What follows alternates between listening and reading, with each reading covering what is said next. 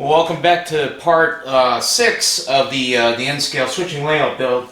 I'm trying to make these videos not too long. I've noticed that the first few were really long. I mean, longer than they need to be. So I'm going to try to get right to it. One thing I'm going to mention is in the last video, everything was all kind of orange. I'm really sorry about that. It had to do with the white balance in my camera. In my old shop, I had fluorescent lights, and I never had to really mess with that. The white balance was always pretty good. But then this rental house that we're in, there's 3 crappy lights in this garage, and they're incandescents, and they have one of those little diffusing domes over them, and they just gave everything a nasty orange glow. So hopefully I fixed that. Hopefully you can see already that this wood doesn't look like it's, like the peel of an orange. So anyways, let's get right to it. So I'm going to cut this. I've already cut this strip down on the table saw, this strip. Let's see, ended up cutting it at right about 5 1/4, which is was just a touch longer than, if you remember in the last video, I was going to make this fascia board go from the very top of the foam, the very top surface of the foam, down to the very bottom of the benchwork, and I decided to give it just a touch of overhang, not much. It's probably an 1/8 to 1/4, that that extra quarter that I added on, so it's not too bad. This piece is, of course, 96 inches. It's a standard 8-foot board, or it was a standard 8-foot piece of plywood originally. So, I also mentioned in the last video that the modules were just a touch over 48 inches each. So, I'm going to cut this board right in the middle, or I should say cut this piece of plywood right in the middle. So I'm going to put this mark that I'm making at 48 inches. I'm going to put that dead center on the blade, and if you've done any woodworking, you know that when you're using a standard circular blade, like a table saw or circular saw, like a skill saw, you're going to lose almost an 1/8 of, and that's called kerf. That piece that gets cut out by the blades, because you're not going to get a perfect cut. Where no material is going to be missing. There's going to be a little material missing in between, and that's where the blade had to take its little, piece of the pie, so to speak, and that's called a kerf. And standard cross-cutting blade, or even a ripping blade, is going to take about an 1/8 of an inch, sometimes a little under, not too bad. So anyways, I'm eyeballing this just to make sure that I am going to get this as centered on that blade as possible. And the easiest way to do that, when you're looking at a saw blade, the blade is going to be about so thick, and then you're going to have essentially 2 sets of teeth. One set of teeth is on slightly off-center to the right, and one set of teeth is going to be slightly off-center to the left. And if you look right down the middle of the blade itself, not the teeth, but in between the teeth where just the blade is, and you center it right on that blade, that's going to put you as most centered in between those 2 sets of teeth as possible. I think I have a diagram somewhere. I could probably flash it up on screen, maybe on the next video, to explain that. So, alright, let's get this thing cut.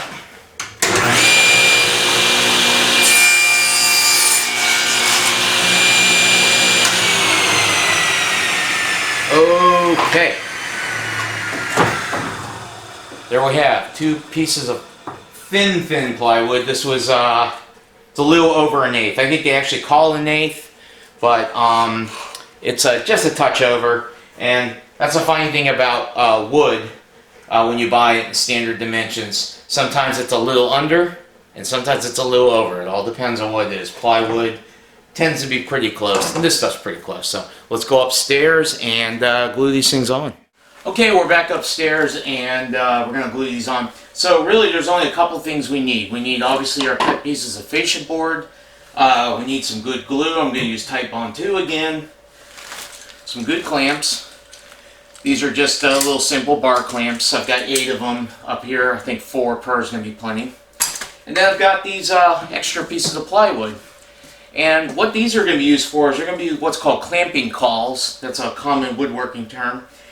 And what it really is, it's a way of pressing some kind of rigid piece of something over top what you're gluing to kind of even out the pressure. See, if I just glue this panel on and I just put the clamps in 4 places, I'm really only going to get the pressure mostly where the clamps are making contact.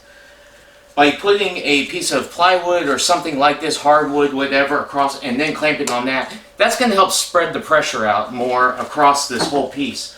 So that's what we're going to use these clamping cauls for. So really, there's only one thing to do is get right to gluing and clamping. So I'm going to start with the one over here. And again, glue coverage is very important, just like when we were doing the foam board. So I'm going to get fairly close to the edge and then kind of fill in through the edges as well, or through the middle, I should say.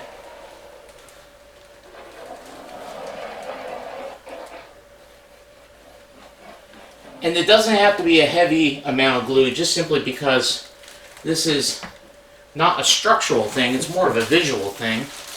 But like I said, I am going to make sure that this glue, it gets fairly close to the edge, because I want to have a good bond, obviously, with the glue and between the pieces of wood.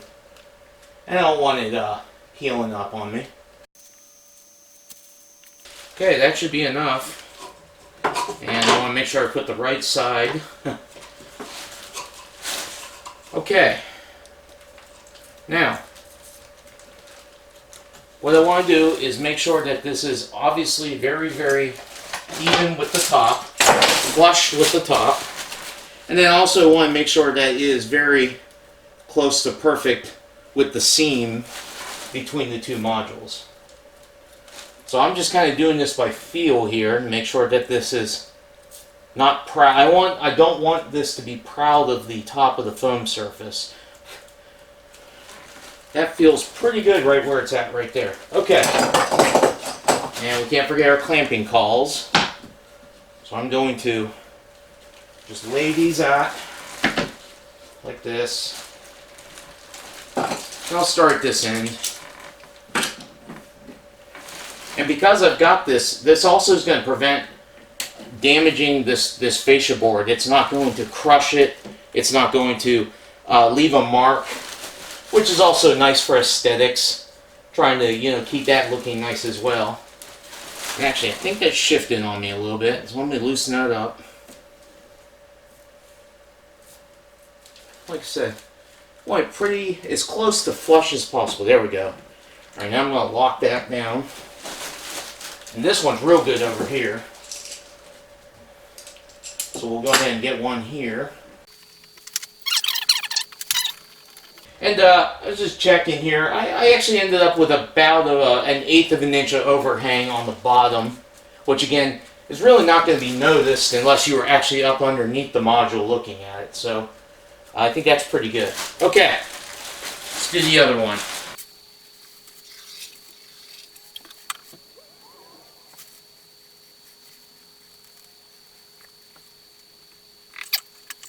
Now, I'll also mention the other reason that I laid the layout on its back to do this. Well, I mostly did it for gravity's sake.